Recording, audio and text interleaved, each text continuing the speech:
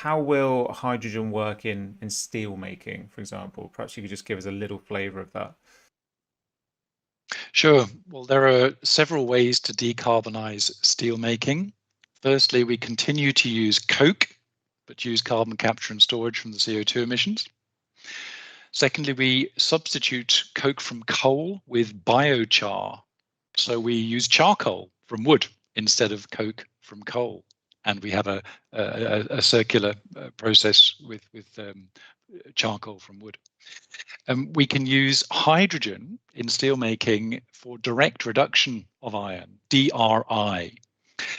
What that means is that instead of the coke being a reducing agent to suck the oxygen out of the iron ore, we use hydrogen as a reducing agent to suck the oxygen out of the iron ore.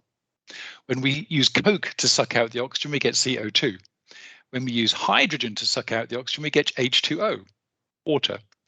The problem with using DRI is we need to build a new blast furnace. If you use carbon capture and storage on an existing blast furnace, or if you substitute coke for biochar, it's pretty much the same blast furnace, but a DRI new furnace is going to cost a lot of money.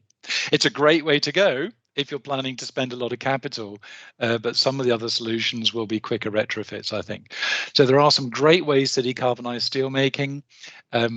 Of course, the hydrogen in steelmaking, if it's going to decarbonize the process, needs to be low carbon hydrogen, turquoise hydrogen, green hydrogen from renewable power, blue hydrogen from natural gas, or purple hydrogen from coal with CCS. Otherwise, making the hydrogen's going to pump out the CO2 instead of making the steel. We must decarbonize. That's the whole point, isn't it, Rob?